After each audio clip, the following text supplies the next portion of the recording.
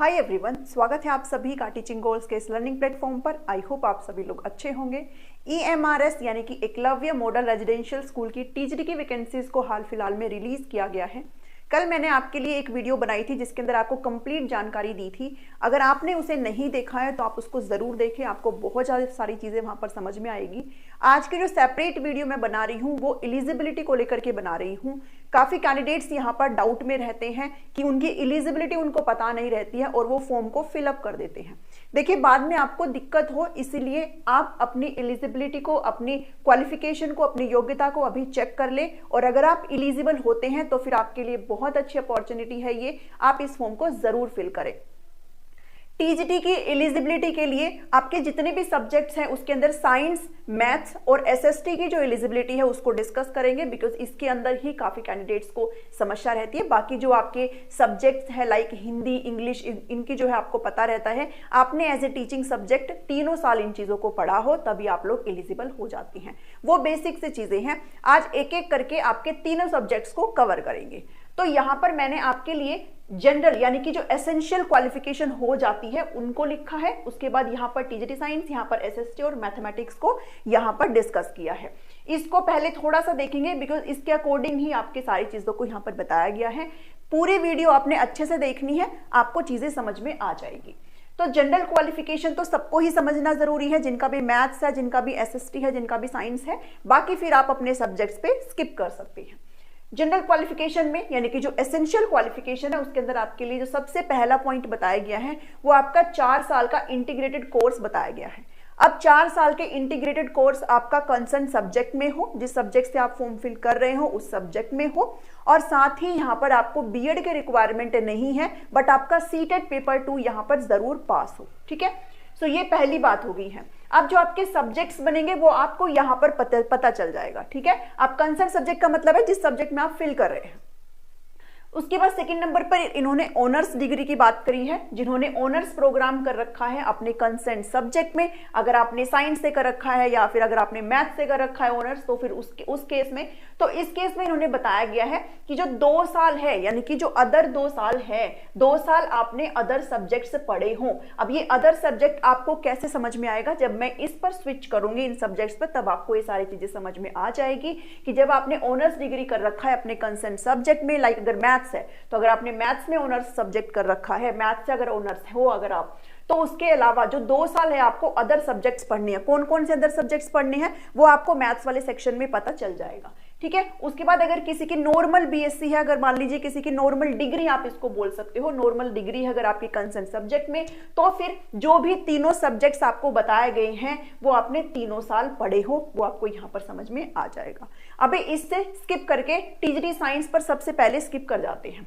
देखिए, TGT science की जो है इन्होंने एक बात बिल्कुल क्लियर कर दी है, जस्ट लाइक केवीएस एनवीएस, कि आपने सिर्फ यही 3 सब्जेक्ट्स पढ़े हों। इसके अलावा अगर आपने फिजिक्स से कर रखा है, फिजिक्स आपने पढ़ा, तो फिर वो मान्य नहीं है। आपने साइंस में इन्होंने साफ बोला है कि आपके पास बॉटनी, जूलॉजी और केमिस्ट्री, इन्हीं सब्जेक्ट्स का कॉम्बिनेशन मान्य किया जाएगा, अदरवाइज मान्य नहीं होगा। जैसे जब हम नॉर्मल बीएससी करते हैं ना, तो उसके अंदर हम लोग फिजिक्स भी पढ़ते हैं। ठीक है, बट वो स्टूडेंट्स यहाँ पर क्वालिफाई नहीं है, उनको यहाँ पर अयोग्य घोषित किया गया है, क्योंकि बॉटनी, जूलॉजी और केमिस्ट्री इन्होंने तीनों साल मांगा है। कैसे कैसे मांगा है? अगर आपकी नॉर्मल बीएससी है तो आपने ये जो तीनों सब्जेक्ट्स है वो अपने तीनों साल पढ़े हो अपनी डिग्री में। पहला पॉइंट, सिर्फ यही सब्जेक्ट्स मान्य है, बॉटनी, जूलॉजी और केमिस्ट्री, और ये आपने तीनों साल पढ़े हो अपनी डिग्री में, अगर आपकी डिग्री नॉर्मल डिग्री है। ठीक है, उसके बाद सेकंड पॉइंट कह रहा है, कई बार ये होता है कि जो यूनिवर्सिटीज होती है वो लास्ट के ईयर में सिर्फ 2 सब्जेक्ट्स आपको प्रोवाइड करती है। If university provide 2 subjects in the last year, अगर लास्ट के साल में 2 ही सब्जेक्ट्स आपको मिलते हैं यूनिवर्सिटीज की तरफ, then any 2 in final year, यानी कि इनमें से कोई भी 2 आपको फाइनल ईयर में पढ़ने हैं। एनी 2 में से कौन से 2? बॉटनी, जूलॉजी और केमिस्ट्री। सिर्फ इन्हीं में से कोई भी 2 आपने आखिरी के तीसरे साल में पढ़ा हो, इनमें से कोई भी 2, अगर इस केस में अगर आप फुलफिल आते हो, इस केस में अगर अप्लाई करती हैं। इसके अलावा तीनों सब्जेक्ट आपने फर्स्ट और सेकंड ईयर में पढ़े हो। सीधी सी बात यह है कि अगर कोई यूनिवर्सिटी आपको साल के जो एंड में अगर आपको 2 सब्जेक्ट प्रोवाइड करती है तो सब्जेक्ट कॉम्बिनेशन तो इसी 3 का ही बनेगा। आपने कोई भी 2 साल ये तीनों सब्जेक्ट पढ़े हो और आपका जो लास्ट ईयर है उसमें आपने या तो बॉटनी जूलॉजी या फिर बॉटनी केमिस्ट्री या फिर जूलॉजी केमिस्ट्री या फिर केमिस्ट्री बॉटनी, ऐसे करके आपने सिर्फ जो है 2 सब्जेक्ट आपके हो लास्ट ईयर में। ठीक है, तो ये बात आपको अच्छे से समझनी है। सेकेंड चीज, यहाँ पर ऑनर्स की बात करी गई है। यहाँ पर जो ऑनर्स वाली बात है वो यहाँ पर है। ऑनर्स अगर आपका किसी भी 3 सब्जेक्ट में अगर ऑनर्स है, किसमें ऑनर्स आपका बॉटनी चलेगा, सिर्फ बॉटनी ऑनर्स, सिर्फ जूलॉजी ऑनर्स और सिर्फ केमिस्ट्री ऑनर्स की बात यहाँ पर करी गई है। फिजिक्स ऑनर्स के लिए यहाँ पर कोई भी जगह नहीं है। तो बॉटनी ऑनर्स अगर आपका है या फिर अगर आपका जूलॉजी ऑनर्स है या फिर अगर आपका केमिस्ट्री ऑनर्स है तो फिर क्या होगा इस केस में, then must have studied other 2 in any 2 years of the degree. इस केस में ये बताया गया है कि अगर मान लीजिए अगर आपने ऑनर्स डिग्री बॉटनी में कर रखा है तो भाई बॉटनी तो आप 3 साल ही पढ़ेंगे। इसके अलावा अगर आपके जो 2 साल है ना, जो भी कोई भी 2 साल उसमें आपने जूलॉजी और केमिस्ट्री पढ़े हो, ठीक है, उसमें आपने क्या पढ़े हो, जूलॉजी और केमिस्ट्री पढ़े हो। फिजिक्स का यहाँ पर कोई भी जगह नहीं है, सिर्फ यही 3 सब्जेक्ट ही आपने पढ़ने हैं, तभी आप लोग एलिजिबल यहाँ पर माने जाते हैं। ठीक है, आई होप आपको ये तीनों चीजें यहाँ पर अच्छे से क्लियर हो। अगर आपने नॉर्मल बीएससी कर रखी हो तो ये 3 साल पढ़े होने हो, ठीक है, आपने 3 साल बॉटनी जूलॉजी केमिस्ट्री 3 साल आपने पढ़े हो। ठीक है, तो नॉर्मल बीएससी वालों को जब जगह नहीं मिलती है इस वाले उसमें आप जो है मैथ्स वाले में लाई कर जाते हैं। ठीक है, तो बॉटनी जूलॉजी केमिस्ट्री अगर नॉर्मल बीएससी तो आपने 3 साल पढ़े हो। अगर यूनिवर्सिटी लास्ट में 2 सब्जेक्ट प्रोवाइड करती है तो आपने लास्ट में आपके 2 सब्जेक्ट हो, बाकी उसके अलावा आपके 3 सब्जेक्ट फर्स्ट और सेकेंड ईयर में यहाँ पर बताए गए हैं, यानी कि पहली ईयर और दूसरी ईयर में आपने ये 3 सब्जेक्ट पढ़े हो। ठीक है, थर्ड चीज है, अगर ऑनर्स है या तो बॉटनी में चलेगा या जूलॉजी में चलेगा या केमिस्ट्री में चलेगा, जिस भी पर्टिकुलर सब्जेक्ट में आपका ऑनर्स है उसके अलावा जो आपके 2 सब्जेक्ट बच जाते हैं इनमें से, वो आपने किसी भी 2 साल अपने डिग्री कोर्स में पढ़े हो। ठीक है, बहुत ही सिंपल सी, बहुत ही इजी सी बात है ये। टीजीटी साइंस की एलिजिबिलिटी अगर आप यहाँ पर फुलफिल करते हो तो आप इस फॉर्म को जरूर डालें। उसके बाद बढ़ते हैं मैथ्स की एलिजिबिलिटी की तरफ।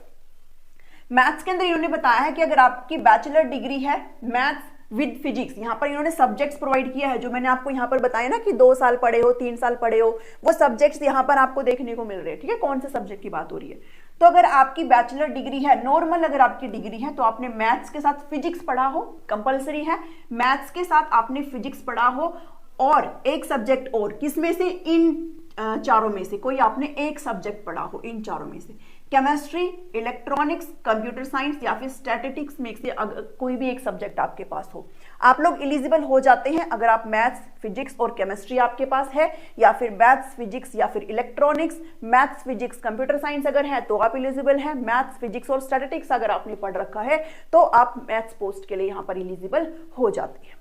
ठीक है, पहला पॉइंट यहाँ पर क्लियर हुआ।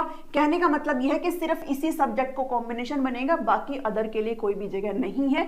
इसलिए जो नॉर्मल बीएससी वाले होते हैं ना, वो मैथ्स में लाई करते हैं, वो साइंस का फॉर्म यहाँ पर फिल नहीं कर पाते हैं, चाहे वो एनवीएस हो चाहे फिर वो केवीएस हो। ठीक है, इफ यूनिवर्सिटी प्रोवाइड्स, यानी कि वो सेम बात, अगर किसी की यूनिवर्सिटी ऐसी है जो लास्ट में सिर्फ आपको 2 सब्जेक्ट देती है तो फिर इस केस में क्या करना है, आपके इस केस में क्या करना है भाई, फाइनल ईयर में आपका क्या हो, मैथ्स प्लस फिजिक्स हो आखिरी साल में। ये कंपलसरी है, अगर आपकी जो यूनिवर्सिटी है वो 2 सब्जेक्ट आपको प्रोवाइड करती है, जैसे आपने यहाँ पर साइंस में पढ़ा सिर्फ 2 सब्जेक्ट प्रोवाइड करते, तो वो 2 सब्जेक्ट कौन से होने चाहिए, वो 2 सब्जेक्ट आपके मैथ्स और फिजिक्स हो जो कि आपने आखिरी साल में पढ़े हो। इसके अलावा मैथ्स, फिजिक्स या फिर इसमें से कोई, एनी का मतलब कौन सा है, एनी का मतलब ये एनी है, मैथ्स, फिजिक्स और इनमें से कोई एक आपने पहली और दूसरी साल पढ़े हो, यानी कि फर्स्ट ईयर में इनमें से कोई 3 पढ़ा हो, सेकंड ईयर में भी इनमें से कोई 3, जिसके अंदर मैथ्स, फिजिक्स कंपलसरी है, चूज आपने सिर्फ इन 4 में से करना है, और थर्ड ईयर में आपके पास मैथ्स और फिजिक्स है तो आप इस फॉर्म के लिए एलिजिबल हैं। ठीक है, बहुत ही आसान तरीके से आपको समझा रही हूं, ध्यान से सुनना, अगर समझ में नहीं आता थोड़ा स्किप करके भी आप फिर से रिपीट पे भी देख सकते हो। थर्ड पॉइंट कहा गया है ऑनर्स वालों के लिए कि बीएससी ऑनर्स अगर आपने मैथ से किया है then physics plus any, any का मतलब क्या है, इसमें से any, chemistry, electronics, computer science और स्टैटिस्टिक्स।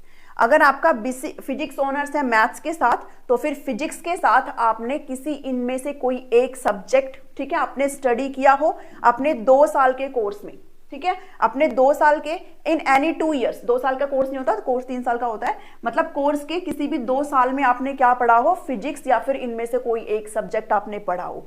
ठीक है, आई होप आपको ये चीजें क्लियर हो रही है। अगर ये वो वाला चीज है, ये ठीक है, ये है ना ये वाला, ये चीज अगर आपने ऑनर्स डिग्री कर रखी सब्जेक्ट में तो 2 साल आपने अदर सब्जेक्ट से पढ़े हो, वही वाली बात है भाई। मैथ्स तो आपने 3 साल पढ़ा होगा ना, तो मैथ्स के साथ आपकी ऑनर्स डिग्री है तो मैथ्स तो आप पढ़ ही रहे हो। इसके अलावा फिजिक्स प्लस इसमें से कोई एक आपने 2 साल, कोई भी 2 साल आपने पढ़े हो, एनी 2 ईयर्स की बात करेगी, आपके 3 साल में आपने किसी भी 2 साल में फिजिक्स और इसके अलावा इन चारों में से कोई एक सब्जेक्ट आपने पढ़ा हो। ठीक है, तो ये आपकी मैथ्स की एलिजिबिलिटी हो गई है। अब नोट में इन्होंने एक चीज प्रोवाइड करी है कि बीएससी ऑनर्स फिजिक्स का, केमिस्ट्री का एलिजिबल नहीं है यहाँ पर मैथ्स में। अगर आप बीएससी ऑनर्स फिजिक्स है और अगर आप मैथ्स के लिए अप्लाई करना चाहते हैं फिर आप एलिजिबल नहीं है। अगर आप केमिस्ट्री ऑनर्स हैं और अगर आप मैथ्स के लिए अप्लाई करना चाहते हैं तो आप एलिजिबल नहीं है। उसके अलावा आपसे सीटेट मांगा गया है और बीएड यहाँ पर मांगा गया है। ठीक है, सीटेट पेपर 2 आपसे पास करवाया गया है। और एक चीज और, कैंडिडेट यहाँ पर पूछ रहे हैं कि सीटेट जो अगस्त में देने वाले हैं वो एलिजिबल है। मुझे कहीं पर भी नहीं दिखा, कोई भी इस चीज के लिए एलिजिबल नहीं है। आपका सीटेट यहाँ पर पास मांगा गया है, कहीं पर भी अपीयरिंग की बात नहीं की गई है। उसके बाद आपका लास्ट रह जाता है टीजीटी एसएसटी सोशल स्टडीज के अंदर। यहां पर भी जैसे आपको ये सब्जेक्ट कॉम्बिनेशन ऊपर दिया गया है ना, जैसे आपको ये सब्जेक्ट कॉम्बिनेशन मैथ्स में दिया गया, ऐसे आपको यहां पर भी सब्जेक्ट कॉम्बिनेशन दिया गया है। इसके अंदर आपके पास हिस्ट्री हो प्लस जियो हो, यानी कि हिस्ट्री के साथ आपका ये आपने इनमें से कोई एक चूज करना है। ठीक है, हिस्ट्री के साथ आपने या तो जियो पढ़ी हो, हिस्ट्री के साथ या तो आपने इकोनॉमिक्स पढ़ी हो, हिस्ट्री के साथ या तो फिर आपने पॉलिटिकल साइंस पढ़ी हो। अब एक चीज यहां पर नोट में है, इस चीज को अच्छे से समझो, सिर्फ हिस्ट्री और इनका ही कॉम्बिनेशन नहीं, इन्होंने ये कहा है कि हिस्ट्री और ज्योग्राफी कोई भी एक मस्ट है। मस्ट का क्या मतलब है, अगर आपने ज्योग्राफी और इकोनॉमिक्स पढ़ा है तो भी चलेगा, यानी कि हिस्ट्री और ज्योग्राफी में से कोई एक सब्जेक्ट तो मस्ट हो, एक होना चाहिए कोई भी। इसके अलावा अगर एक मान लीजिए हिस्ट्री है तो इनमें से आप चूज कर सकते हो, एक मान लो अगर ज्योग्राफी है तो फिर आप इसमें और इसमें से चूज कर सकते हो। समझे अभी यहां से, यानी कि एक सब्जेक्ट आपका मस्ट है यहाँ पर। तो यहां पर ये कहना है कि अगर आपने नॉर्मल डिग्री कर रखी है तो आपने ये 3 साल पढ़े हो। कौन कौन से, अगर आपकी हिस्ट्री है आपके पास एक सब्जेक्ट तो हिस्ट्री और जियो भी चलेगा, दोनों भी चलेंगे, हिस्ट्री और जियो चलेगा, हिस्ट्री और इकोनॉमिक्स चलेगा, हिस्ट्री और पॉलिटिकल साइंस पढ़े चलेगा, आपने 3 साल पढ़े हो। अगर एक सब्जेक्ट आपका ज्योग्राफी है तो ज्योग्राफी हिस्ट्री भी चलेगा, ज्योग्राफी इकोनॉमिक्स भी चलेगा और ज्योग्राफी पॉलिटिकल साइंस भी चलेगा। ठीक है, कहने का मतलब ये है कि आपके पास हिस्ट्री और ज्योग्राफी में से एक सब्जेक्ट कम से कम हो आपके डिग्री कोर्स के दौरान, और आपने नॉर्मल अगर आपका ग्रेजुएशन है तो आपने उसमें 3 साल इस दोनों सब्जेक्ट्स को पढ़ना है। और दोनों सब्जेक्ट कौन से होने चाहिए हैं, आपको इनमें से चूज करने हैं, जिसके अंदर हिस्ट्री और ज्योग्राफी आपका एक होना मस्ट है। ठीक है, सेकेंड चीज ऑनर्स की बताई गई है, सेम बात है। अगर आपका ऑनर्स है यहां पर किस किस में, अगर आपका ऑनर्स है तो फिर मान लीजिए अगर आपका हिस्ट्री में ऑनर्स है, ठीक है, मान लीजिए क्या आपका होना ही चाहिए, हिस्ट्री में ऑनर्स चलेगा और ज्योग्राफी में आपका ऑनर्स चलेगा। ऑनर्स आपका इकोनॉमिक्स और पॉलिटिकल साइंस में नहीं चलेगा। मैंने यहाँ पर नोट में आपको डाला हुआ है कि अगर आपका बीए ऑनर्स है इकोनॉमिक्स में या फिर पॉलिटिकल साइंस में तो फिर आप इस केस में एलिजिबल नहीं है। आपका ऑनर्स किस में होना चाहिए, आपका ऑनर्स या तो हिस्ट्री में हो तभी चलेगा या फिर आपका ऑनर्स ज्योग्राफी में हो तभी आप इस पोस्ट के लिए एलिजिबल हो।